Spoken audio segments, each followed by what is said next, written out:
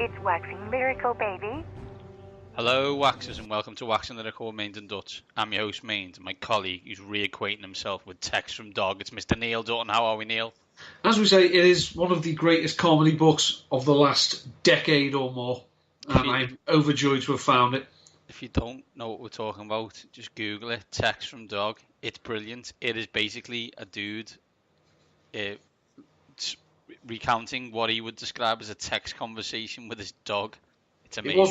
It was one of the great early Twitter follows from October Jones, but I don't think he doesn't seem to be active on Twitter anymore. He's active anymore, no, but he was fantastic. That was, when Twitter was a happy place where you saw fun things and cool things, and it wasn't things that made you sad. Yeah, having to mute words and block people and. Yeah, that was a long time ago when Twitter was, as you said, not a toilet, not full of depravity. Enough of that, Neil. Wildcard weekend in the books. 'Twas wild. It was wild. Not high scoring, but wild. Is it a tip, a miss, or a double doink, or all three? We'll get onto it, but I just want to. That's the question we'll be asking probably. Before we're going to do a quick review of the wildcard games, focusing mainly on the losers, because we'll obviously get to focus on the winners later on. We're going to give you my DFS team of the week. Decent last week, not spectacular, decent. Made up with Allen Robinson with his massive 33 points. There may be a similar call on Eagles may win, but let's pick a wide receiver who's against them. Bet you can't guess who it is. And also, it's Ted Ginn. Oh my God, you spoiled the surprise. Sorry. And then obviously we'll look at the keys to victory in those divisional matchups in what is, in my opinion, the best weekend of the year for the NFL. Hard to argue, really. Before we get to that, Neil, though, we talked about the head coaches last week, and there has been some serious movement over the past, 48 hours. It's now 9:30 on Wednesday the 9th. So at the time of recording, we had last week we had the following available jobs that have now been filled: the Arizona Cardinals with Cliff Kingsbury, the Cleveland Browns. It looks like is about to go to Freddie Kitchens if it hasn't already been announced. The Denver Broncos is now led by Vic Fangio. John Elway. You know what I mean? It says Vic Fangio on that bit, like in real life. It's like people keep on trying to tell me that Ole Gunnar Solskjaer's in charge of Manchester United. It's a cool story. I've seen Sir Alex Ferguson at that training ground twice. Ipso facto, he's back in effing charge, and who's allowed that to happen? I thought we got rid of him. I haven't brought that up with Mullen yet because he's too busy focusing. He's too busy focusing on the New York Jets, who he informs me are close to hiring Matt Rule from college. Baylor, wasn't it? Baylor, yeah. Formerly, I had Temple in my head, but then he went to Baylor.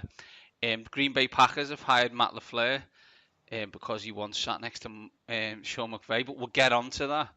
And the Tampa Bay Buccaneers have gone youthful by hiring 67-year-old Bruce Arians. Retiree. Sorry? Retiree. Bruce Arians. Who's only going to the Cleveland Browns. Well, as I said on Twitter, Cleveland and Tampa are virtually identical, especially weather-wise. As Tony Kornheiser asked Mike Freeman today on the podcast, was there I know it was windy last night in Washington, was there such a cyclone that someone moved Cleveland to Tampa? It could happen. We can't rule it out. So, Neil, I guess let's focus on two, really. I think the main two in terms of surprise. Bruce Arians is not a surprise that he's back, and he's getting the band back together. It sounds like Todd Bowles is going to be the defensive coordinator. That's fantastic. It looks like this time in 6 months, one of us will be picking the Tampa Bay Buccaneers to go 11-5. We'll toss a coin for that in June. But the main two are Cliff, for me, in terms of highlights, are Cliff Kingsbury and Matt LaFleur. As you said, I'm not. Big Fangio's a wonderful defensive coordinator. I don't know what he's going to be like as a head coach, and he probably isn't going to be one because John Elway will be. But anyway, let's start with Kingsbury. I think I saw it on John Barshaw's timeline, but I think it came from former Eagles player and now ESPN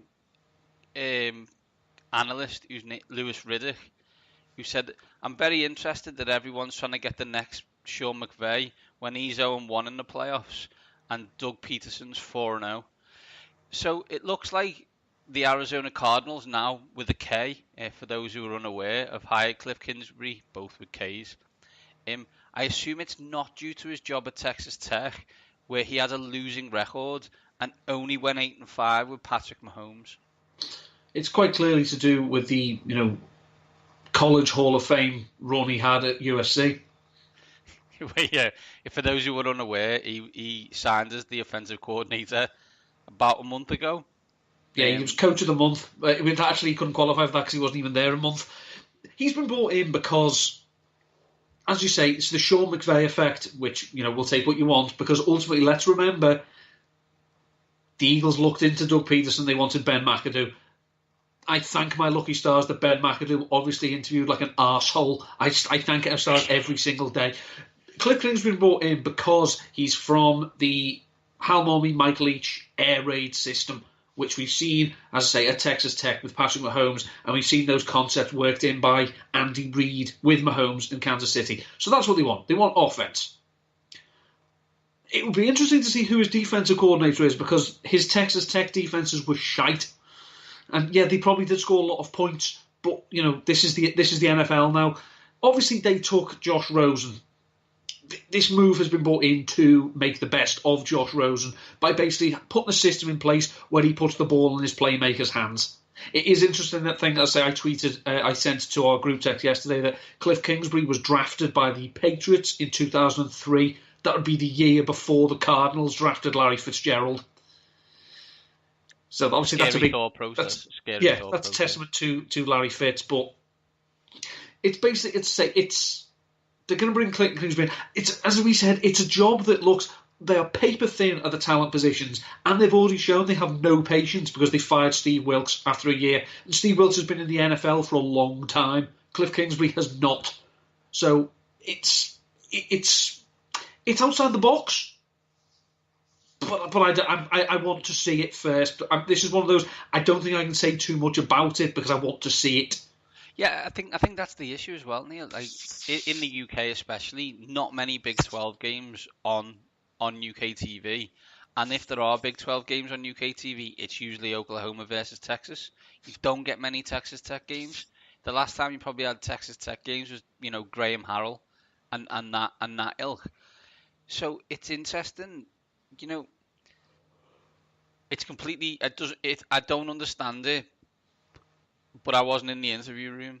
But then again, I don't understand how you get an interview. Something's happened, or someone's talked him up to such an extent that somehow we went from being fired at Texas Tech to being an offensive coordinator at USC, which in theory could be seen as an upgrade, to 3 NFL franchises desperately trying to interview him for a head coaching role. And in theory, between him being fired at USC and those 3 jobs, being fired at Texas Tech, he hasn't coached any football. Nothing's changed in his resume in terms of what he's done. Like, even when he was fired, Patrick Mahomes was awesome at Kansas City. That hasn't changed, so I don't really know. Is this as well? I mean, say you watch more college football than me. I'm familiar with it just by reading up on it. Of course. Is this a case of basically NFL teams are petrified of hiring Mike Leach, so they just want something of Leach as a coach? Because Mike Leach obviously comes with a whole host of issues himself from a man management point of view, especially with his allegations of his behaviour off the field. Yeah, even though these people, the air raid system is Hal Momey and Mike Leach, but then Leach never gets considered, even though he's been successful wherever he's been. I think if we look at it from a conference by conference point of view, for years everybody's wanted to be the SEC, right? The SEC is basically, NFL reserves, quote unquote. This is how you play. But they're really bad at developing quarterbacks. And the with now everybody saw that the best quarterbacks in the past have come out the Big 12 or seem to. They're the ones who pass for the most yards, but they haven't really been that successful until basically Patrick Mahomes. That's been a change, and coaches have been able to adapt that system to fit into the NFL. So I think teams think that they need to score to win. I mean, that we can come on to the wildcard review in a minute, which suggests that may not necessarily be the case. That, 53-52 game between the Chiefs and the Rams seems a long time ago if you were watching Eagles versus Bears, for example. But I think teams are drifting towards wanting to play Big 12 football because players get hit less.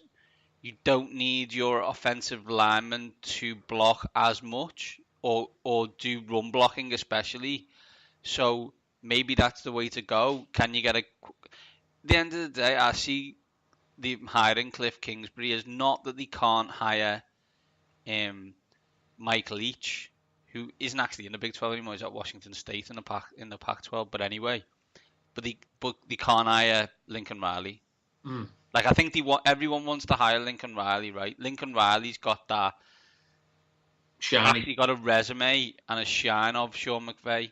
Like, Kingsbury hasn't, apart from the fact he's been thought of at Texas Tech as a quarterback whisperer, which is cool. But as you said, if he doesn't get a defensive coordinator, it's not going to make the blindest bit of difference.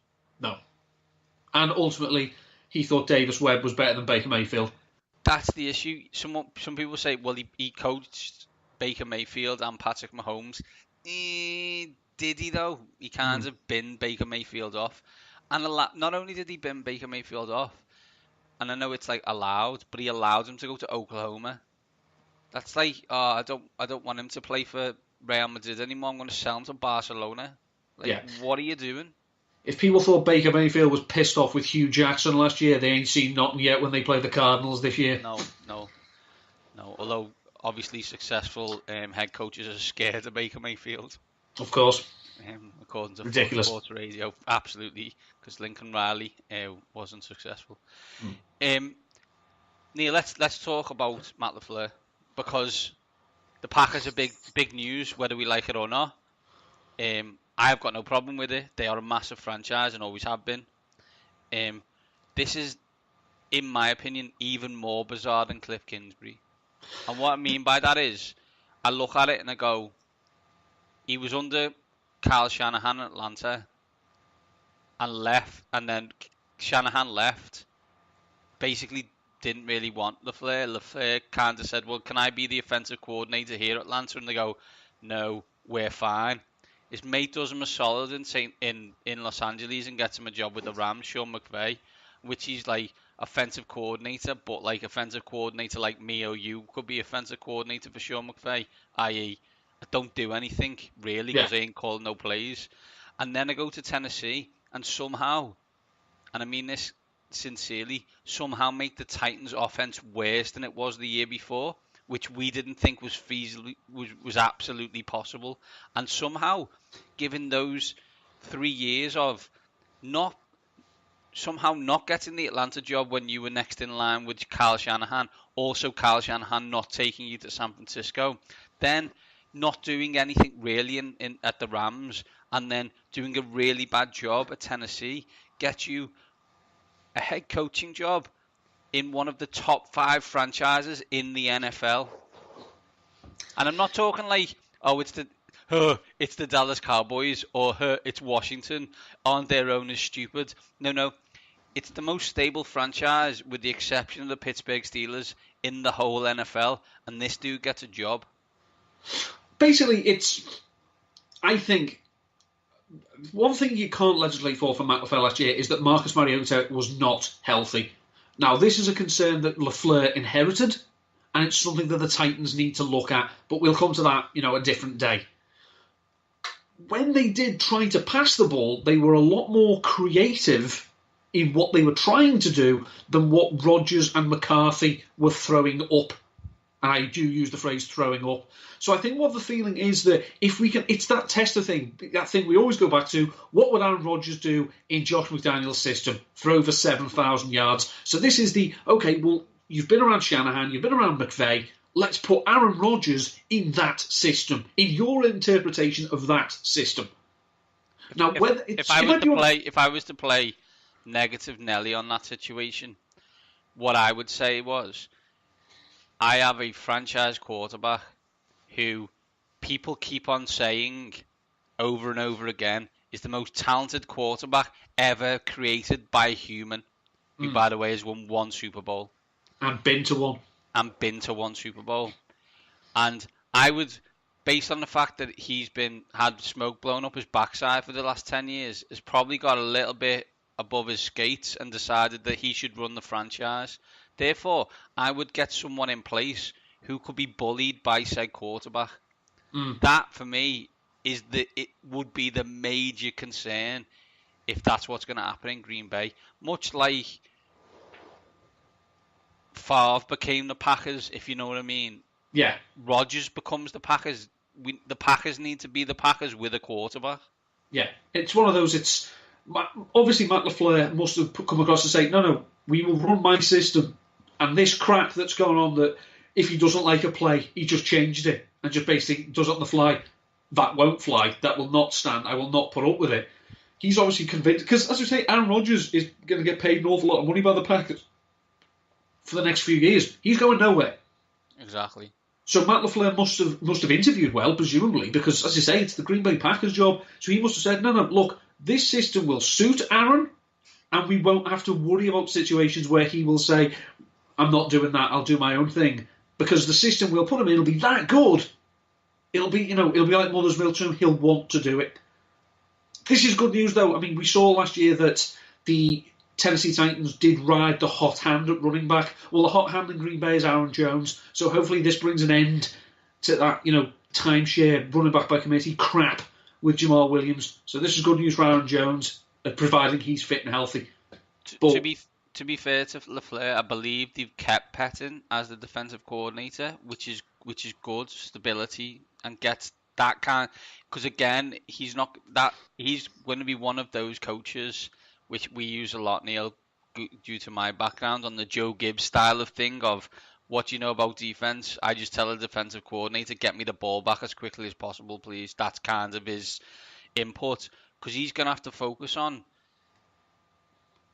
getting Aaron Rodgers and that offense better, because if you've got a otherworldly talent at quarterback, he should be throwing for 5,000 yards and 50 touchdowns every year. So your job is to make that happen.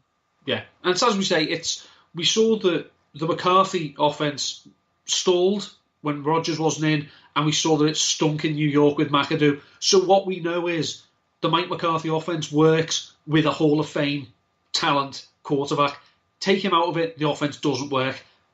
We've seen with quarterbacks like Matt Ryan, Nick Mullins, to an extent, Jared Goff. We've seen that this offense can work. So it's a question of Aaron, look at the numbers. Let's run this. Yeah, absolutely.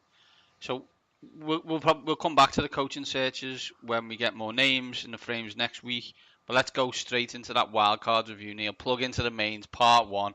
Let's find out about the wildcards review. And we'll start first game. Colts at Texans. Colts comfortably win. I think we both said the Colts would win, but the Colts comfortably won. I mean, for me, there's only one thing. Houston, you've got to sort out that offensive line. You've got to protect your franchise quarterback if you want him to be a franchise quarterback. Yeah, and also you've got to tell him, as Steve Smith said, you're losing 21-0. Stop signalling first downs. Yeah, I mean, yeah. But I do agree with that. But, it doesn't look good. But the issue is he shouldn't be 21-0 down because he's not being protected at all. It's as I say, it's going to rub people up the wrong way. If you do it when you're winning, it looks cocky, it looks brash. It's something Baker would do. You're losing 21-0. Yeah. Have some awareness. As I say, their offense needs serious injection of talent because we saw DeAndre Hopkins was nicked up. He was not himself. They had nothing. They couldn't run the ball. The other wide receivers, I mean, Kiki QT, I think he's a nice little complimentary piece. But if he's your second receiver and has to step up if DeAndre Hopkins is down, no, can't do it. And as I say, the Colts, Frank Reich, fantastic job. But, and I'll say the thing for the Texans is this isn't just they've been knocked out of the playoffs. They've got to face this team again twice next year. And the Colts have shown, well, you know what we're going to do to you because we did it then, and we'll keep doing it to you. As long as Ryan Kelly's fit, we're going to shove it down your throat. Yeah, and this is where drafting good, talented offensive linemen helps, right? Do you know what I mean? You get Kelly, you get the kid from Notre Dame from this year, and they just maul people. Yeah. And then that allows Andrew Luck, who used to be Deshaun Watson, i.e. was sacked every 30 seconds, is now able to, make plays. And, I mean, the lucky thing for him is he gets to throw to the guy who actually owns the NRG Stadium, which is T.Y. Hilton. The problem that the Texans do have is that they have now shown under Bill O'Brien that they limp into the playoffs every time, and by the time they get there, they've shot their bolt. Can someone ask me why he doesn't get laughed at as much as Marvin Lewis does? I think it's because he's got a cute dimple in his chin. He's basically Marvin Lewis, apart from the fact the Texans went an absolute and utter dumpster fire for 15 years before Marv took over. Yeah, I think it must be the dimple. That's the only thing I can think of. So, next game on Saturday night or Sunday morning UK time, Cowboys at Eagles. Cowboys at Seahawks, sorry. First of all, effing thanks Seahawks. You had one job and you didn't do it. It's knocked the Cowboys out. Sorry, it was Seahawks at Cowboys. But what I will commend the Seattle Seahawks in is establishing that run. Well in, made up you did it. So established, we don't have to worry about it till 2021. As Robert Mays highlighted on Sunday, if the Seahawks truly do want to play like they did last night, they should just give it over and get it over with and trade Russell Wilson to the Giants for 3 first-round picks because no quarterback is worth $30 million in that offense, and he is 1,000,000% right. No, it was pathetic. Even if you want to establish the run, it's not working. Do something else. Put it in Russell Wilson's hands instead of trying to manage the game around him. He is the game. I wouldn't mind if they were gashing them for 4, 5, 6, 7, 8 yards a clip, 2.8 yards a carry. Oh God, we criticised in the past Andy Reid and his disciples for abandoning the run. Yeah, do you want to try it? It's one of those as well that Pete Carroll came out and said the one thing that we've learned is that the whole squad is the mentality of we own up, we take ownership for our failings. And then he comes out and says, I don't blame Brian Schottenheimer for this. Well, it must be your fault then, Pete. If you're not prepared to blame the offensive coordinator, this is on you. I just look and think, like, if you're looking to hire a head coach right now and they are interviewing defensive coordinators, this offense would be my fear. That all defensive coordinators have it in their head that they need to run the ball 35 times for 200 yards and keep the ball away and keep every game down to 21-20. Like, you can, but like come up against a good quarterback and they only need like 3 minutes to score 21 points. Do you know, like, we're going to talk Chargers Ravens in a minute, but the Chargers were amazing on defense for 56 minutes. Lamar Jackson was toilet for 56 minutes, and then threw 2 touchdowns, dead easy. Moved the ball like 165 yards in like a blink of an eye. Yeah. No, it was. The problem is, as I say, everyone's pleasantly surprised by what the Seahawks did this year. We thought people saying they were going to go 8-8. We didn't think it was going to happen. Hats off. Great job. All the young players have bought in. You're handicapping them by trotting out this crap every week. And it's not the players, because Tyler Lockett, as I say, had the most efficient season by a wide receiver in NFL history, in the sense of what he delivered whenever Russell Wilson targeted him. Doug Baldwin had 50 catches. Where the hell did they come from? Didn't see them. They had nothing else at receiver. They have no tight end of consequence, but they keep running the ball against a defence that, going into the game, was one of the best against the run in the NFL. Yeah, I know. And you didn't even have a plan B. You literally just went, no, we'll keep going. We'll break one eventually. You won't. Wasn't smart. Let's move to Sunday, Neil. Chargers at Ravens. Ravens fans, I understand the booing because it didn't go well. But I think you need to relax, because you could have had Joe Flacco for the whole year and you would have been nowhere near this wildcard game. So Lamar didn't play well, and there are big question marks and concerns. However, he got you into this position in the first place, so you need to be careful. The other thing is, if I'm John Harbaugh, I'm all right on your extension. I'll take your money this year, and I'll get paid $11 million off some silly other franchise next year for 50. I get 5 years, 11 that I decide who I want to go to. Not you. Because he'll be the biggest free agent outside of a quarterback, probably. Yeah, it's as you say. They turned their offense around because they turned to Greg Roman and Marty Morenwig and just said, look, we can't run the same offense with Flacco not here. We need to do it with Lamar. And they designed a good, revolutionary, as it were, offense, because it went back to what offenses were like. Unfortunately, the Chargers had a great plan for it, and Lamar Jackson at this stage of the game doesn't have the game to combat what he was seeing, and that's why he was not effective. He was put in bad positions and was expected to make throws that he can't make. Now, I say he was terrible. There's no other way of putting it. He was awful to watch. It looked like a boy playing against grown-ass men, because that's what it was. He's 21, 22 years old. I think he was 23 the day after. But as you said, 22 the day after. He was 21 and he was 22 the day after. He got the Ravens in the position to play the Chargers. And we've seen in the past, playing a team again in the playoffs that you've already played in the season, sometimes it's very hard. They've got tape on you now. And the issue is, if you run a different quote-unquote offense, you can surprise them the first time, but you're not going to surprise them the second time. And as you quite rightly pointed out, Neil, however much we used to laugh at Gus Bradley, the head coach in Jacksonville, he put a magnificent game plan together for the Chargers. Because, let's be honest, on offense, the Chargers were not that good. It was hidden because they dominated the game, quote unquote. But their offense was not great at all. No, that's because the Ravens defense is good, but it's not like they did anything. And so the LA Chargers won a game due to defense and special teams. Due to Melvin Ingram. Yeah, exactly. So bravo to the Chargers, and I'll be one of the people outside of Sullyville, New England, cheering them on Sunday. There might be a few. There could be one or two, Neil.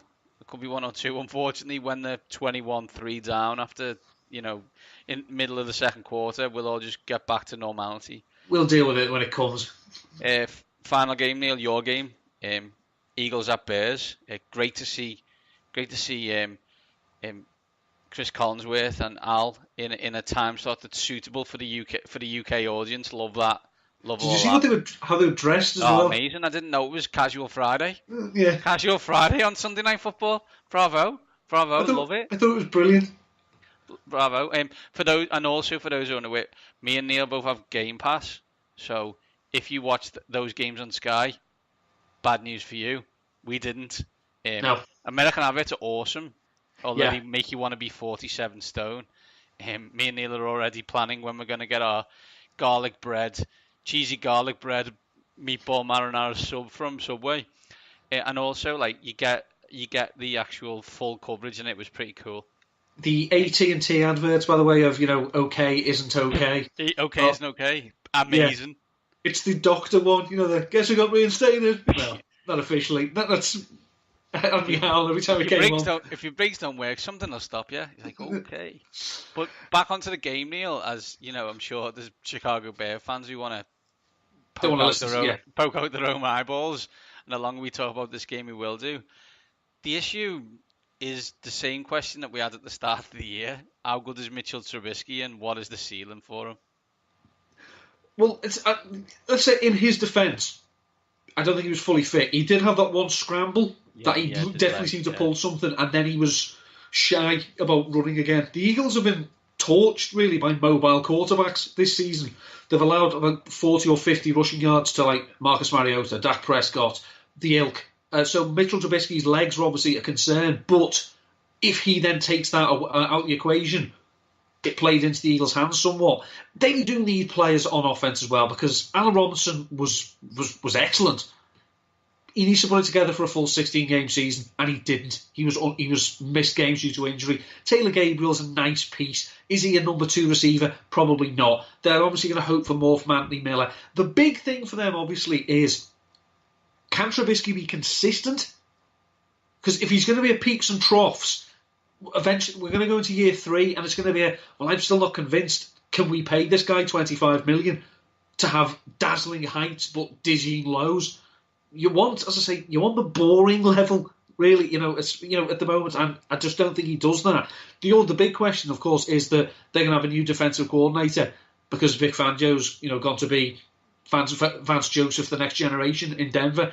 So can this defense be as historically good another year? Because we see that doesn't tend to happen. It didn't happen with the Jaguars.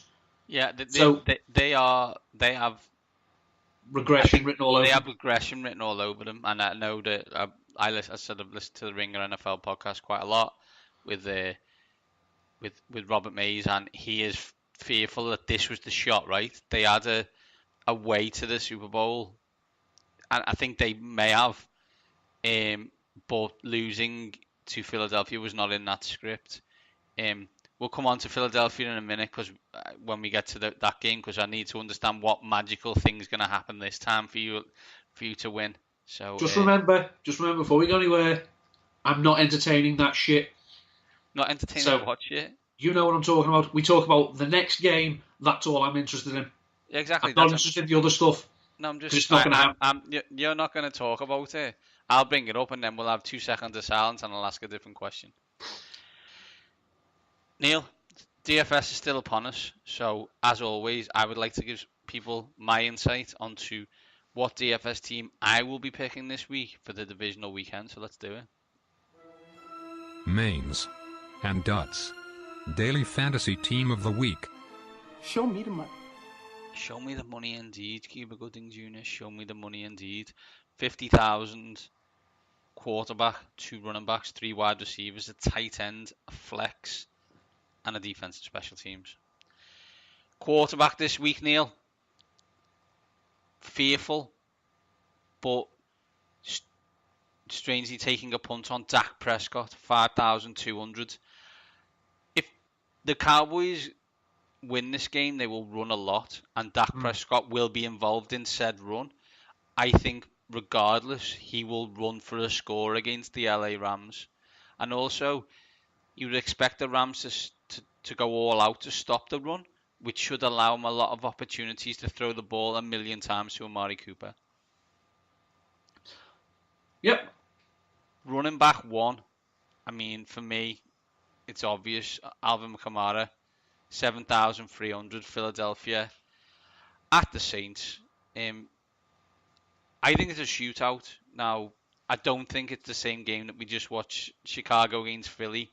As a Philly fan, you should be happy that you can play both sides of that coin, that you can have a defensive slugfest and a shootout. I think you can do both. I will have a player from the Eagles as well.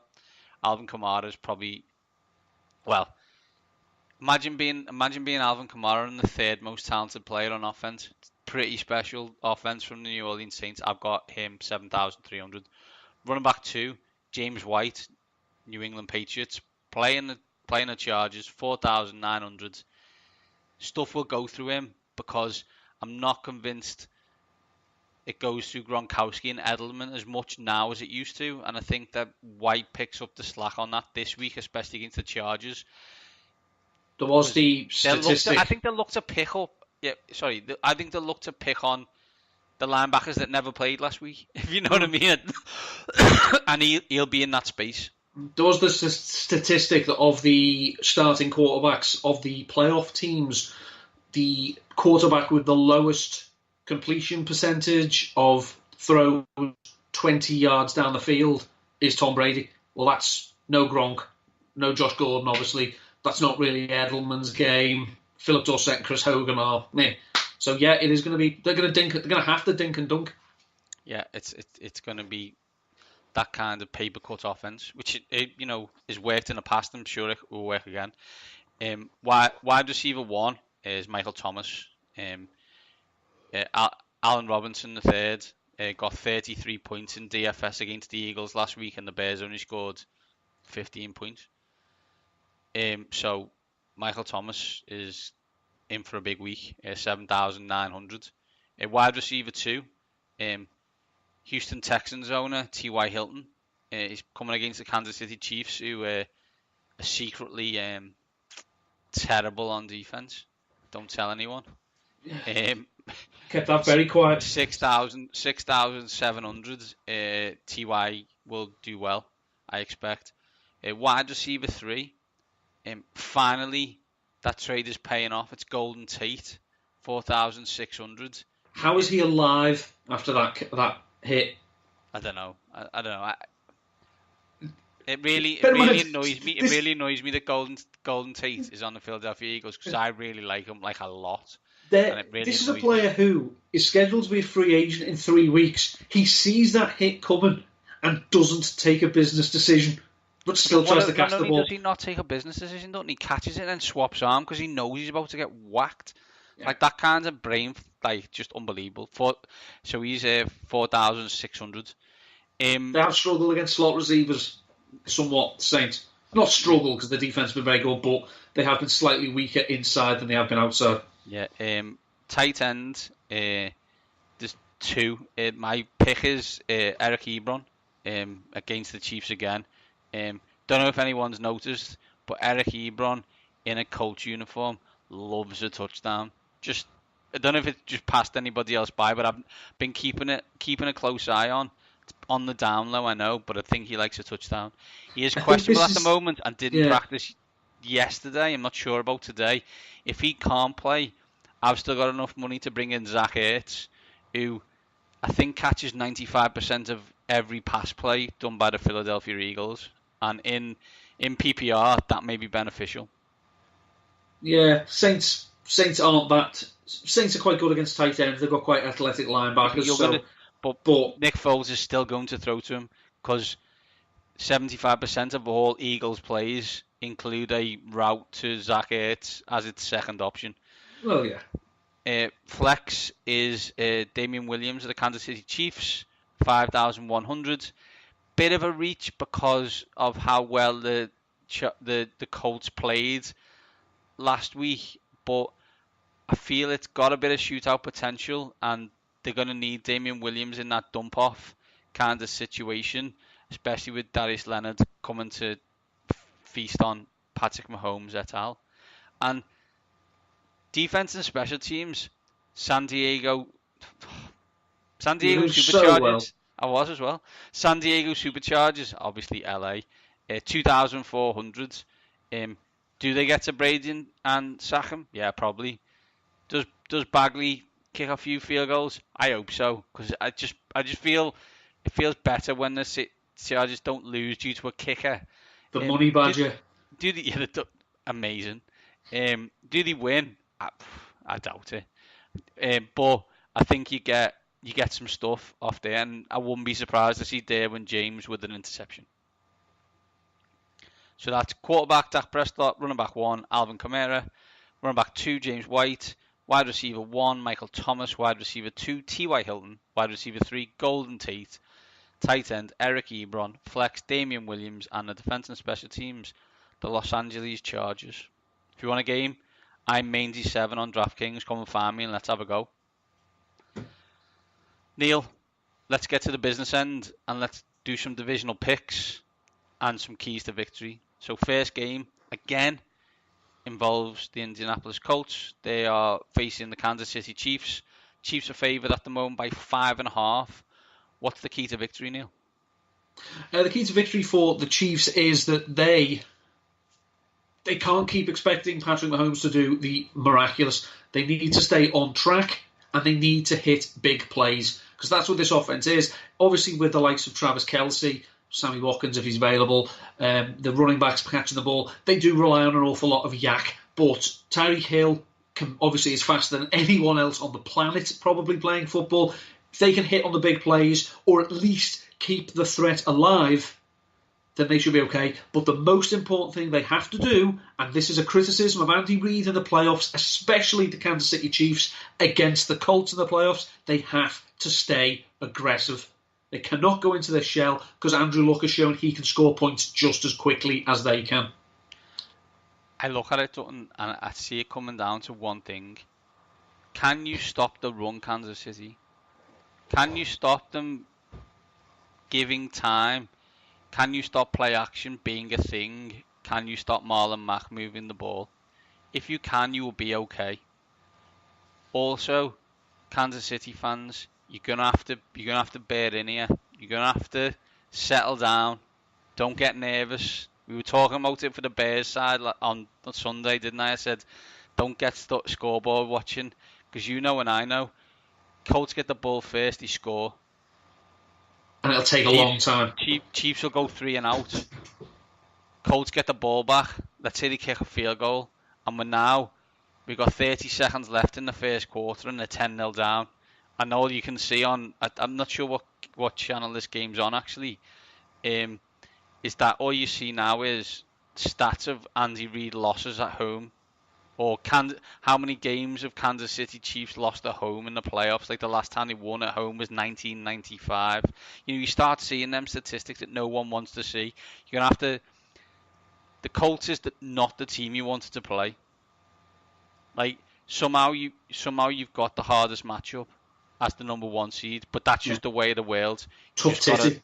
Exactly. You just got to breathe through it and let it happen. Colts at Chiefs -5.5. Chiefs favoured by 5.5. Neil, what are you saying? I'm taking the Chiefs, but I'll take the Colts to cover.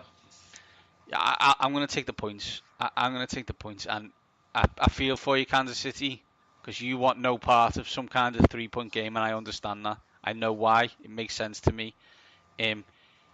You need Andy Reid to take a bit of that BDE, if you know what I'm saying, from the guy on the other side and his mate in Philadelphia, who he trained, who took all the goodness but left all that bad clock management / negativity behind. Bravo to Frank Reich and Doug Pearson. By the way, Frank Reich's beard is it's more of a man than I'll ever be. Yeah, it's Indianapolis Colts. Sometimes it's better to be lucky than good.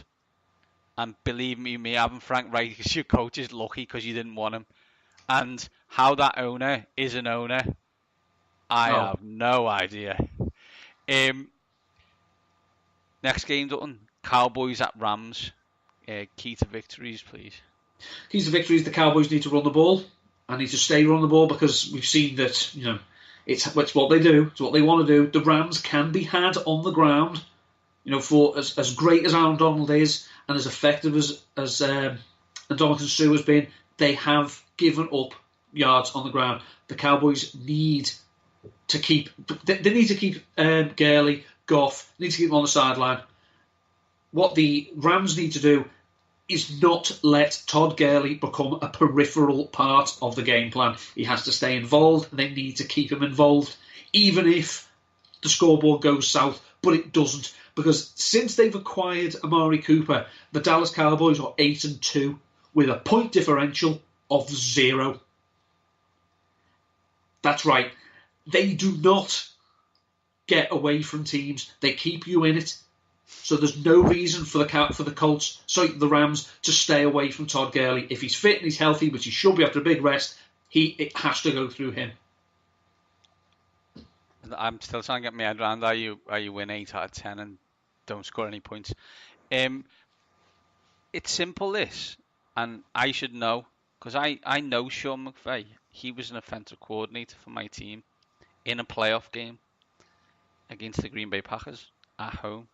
He was then a coach last year at home against Falcons. Be the Rams, not the Redskins. It sounds it sounds really simple. Don't be the Redskins. It seems really simple, right? But you know, it's like the Andy Reid thing you're saying, Neil, right? Andy gets a bit tight. He does things that he doesn't usually do. He goes a bit into his shell. And you know, when he was at Washington, well, we can just blame Kirk Cousins or we can blame Jay Gruden. And we'll blame someone else, and we will. And we'll blame Dan Snyder and Bruce Allen, and that's fine. Okay, cool. And then you can go to the Rams, and you can be amazing. And then you don't win that playoff game. And okay, what we'll do, we'll blame Jared Goff because it was his first time, and we had this, and it didn't quite go that way. And we were playing against the team who got to the Super Bowl the year before, so it's all right. If you lose to the Cowboys with Jerry and the Clapper and Dak Prescott as the quarterback, people should be starting to ask questions. And, you know, maybe all them coaches have been hired because Sean McVay should be asking, does my Sean McVay win a playoff game in January? Because you're at home. And you're favoured by 7. Now, okay, you could argue that there's going to be 50,000 Dallas fans in there. It's not really my concern. You are at home. So what are you going to do? Cowboys at Rams. Rams are favoured by 7, Neil. I don't like that line, but I will take the Rams. Because, again, Dallas tend to get blown out, but they don't blow anyone out. I'm taking the Rams to win because this could bite me on the arse. The Cowboys choke. I'm going Kame Grugier Hill. This is, you know, last week, you know, the opposition played into their hands. I have enough faith in Sean McVay that he won't. But this has not been the same offense without Cooper Kupp. It really hasn't. But they've had a few weeks to rest up, get right. And as you say, that Chiefs game was a long time ago, but I still believe their offense will prevail. I have done a deal with the devil for another sport. So due to that, I have to deal with all the consequences from all the other sports related to that. So therefore, the Cowboys win this game. Chargers at Patriots, Neil. First game on Sunday. Is this like the first time ever the Patriots on in like the prime time slot? It's quite unbelievable, and it's not like they're not playing anyone. It's LA. Do you know what I mean? But anyway, what are the keys to victory for the Patriots and Chargers? Well, the Chargers need to. It's going to be a different type of game plan because obviously we know Tom Brady and Lamar Jackson are totally different at any stage of the game. They need to keep the pressure on Brady because, as we know, Brady doesn't like getting hit. He doesn't like He can tend to just, especially this season, he has avoided the pressure, as it were, by just giving up on the play. They need to hit him. They need to keep getting him and keep forcing him to try and force the ball to receivers that don't seem to be at their best. What the Patriots need to do is they need to keep the Chargers arms bay and they need to run the ball because obviously the Chargers didn't let the Ravens run the ball, but the Patriots offense has worked best this season, especially at home where they are practically invincible, when they just lean on Sony Michel and sprinkle in a bit of James White. Because, as I say, Gronkowski isn't winning you this game. I don't think that player's coming back. I don't think the rest of the pass catchers are giving you... You're not going to be able to key in against this secondary, which is very talented. You've got Derwin James there, you've got Casey Hayward and likes. They need to basically lean on Sony Michel to win this game, and that will keep the pass rush away to leave Brady healthy if he needs to do anything late in the game. But if they can keep sacking Brady, if he takes 3, 4, 5 sacks in this game, it's going to be a very long afternoon for him. Go ball out, Phil. Go do it. You've been waiting for this opportunity since 2007. If you don't think he's been waiting for this opportunity till 2007, re-watch the interview he did seconds after the game when he brings it up as the first thing. Not that it's been disturbing him for 12 years. Go ball. Go get it to your weapons. Go get it to Keenan Allen. Go get it to the Williams. Go get it to Gates. Ugh. And go and get it to Hunter Henry, who Stephen A. Smith will be pleased to know is actually back in the lineup now. So go do it, because if you don't, they will. So you need to make the most of your opportunity, because otherwise the Patriots will do what the Patriots always do, and that's win home games in January. Yeah, if they have to, I mean, good chance where it might be snowy. The Patriots dynasty began against an AFC West opponent in the snow. Let's end it. Let's. I mean, I know you think it's a conspiracy, and it's not. We're just sick to death of watching that team win. It's not impersonal. And I like Phil Rivers and his 47 kids. It's a bit personal. I like the Chargers, and I want them to win. I don't know if that's not too much to ask. It probably is, due to my previous Selling Soul campaign. Yeah. On to said Selling Soul campaign. Eagles at Saints, Neil. Pointless. Oh no, sorry, I didn't ask. Chargers at Patriots -4. Who you got? I've got the Patriots because it's at Foxborough. Yeah, I have the Chargers. I have too, and it's really sad, isn't it? Yeah. Eagles at Saints, Neil. Pointless. No point in turning up. Total waste. So thanks for that. Thanks for that expert analysis by Neil there. 52-3. I think the last time it was 40 odd, something like that. Anyway. 48-7 and Drew Brees throwing touchdowns on their fourth down when it was 38-7. Yeah, I did notice that little shit. That's classic Sean Payton, by the way. Bet you can't guess who he used to coach for. And that's one of them comebacks to bite you. You can see the interview at the end of the game, and it's probably Chris Long. He's got a big mouth. It's probably Fletcher Cox, so's he. And they're like, don't think we forgot about this, blah, de blah. And you're like, yeah, okay, you just won the game 23-18. How? I have no idea. I think Nick Foles threw one, bounced off someone's head, hit someone on the backside. The guy's caught it on one finger, and he's gone into the end zone. Amazing. For the Saints and the Eagles, the key to the game is who's going to be the most innovative on offense. You can't be... Whoever's the most innovative on offense wins the game for me. Do what your head coaches are best at, which is offense and creating plays and mismatches and scoring points. Whoever does that best wins the game. Saints' offensive line has been banged up since the Eagles game, so since week 11. Obviously, they've had a bye, they've had a chance to go off, a chance to rest up. They're still not at full health. If the Saints can't contain Fletcher Cox in this game, the Eagles win. And it sounds easy because it sounds simple. He was an absolute machine against the Bears. It doesn't really show up in the stat sheet. He put up a few decent numbers, but he's double teamed. He's double teamed a lot. But some of them, he has got this wonderful knack, and he showed it many times this season, of literally just saying to guards, "Excuse me," and just going past them. And believe me, that's not what Drew Brees wants. Drew Brees, I think it was Greg Cosell and Fran Duffy on the Eagle Eye saying, edge rushers do not concern Drew Brees. He'll just step up into the pocket and fire. Push that pocket right back into him. Because remember, he's only little, so he struggles sometimes to see over the big guys. Push that pocket back at him and make him have to do things he doesn't want to do. I love Fran and I love Greg, and we've spoken to them both on multiple occasions. But that's like me saying, stop Mohamed Salah from scoring and Liverpool won't win. I know that's what I've got to do right. It's doing it. And I think the thing is, you probably will do it. And this only becomes an issue in the Super Bowl when it's Fletcher Cox against Quentin Nelson, Colts versus Eagles. So anyway, the big thing as well that the Saints need to do, and they have not done this well since the Eagles game as well, run the ball. Establish the run. Get Alvin Kamara going as a running back.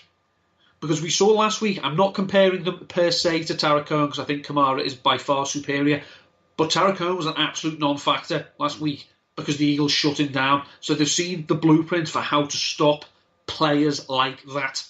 But if they can keep Kamara involved as a runner, and if they need to get a few more people involved in the pass catching, because it can't just be Kamara and Thomas, because the Eagles secondary, it's not great, but it's better than it was in week 11.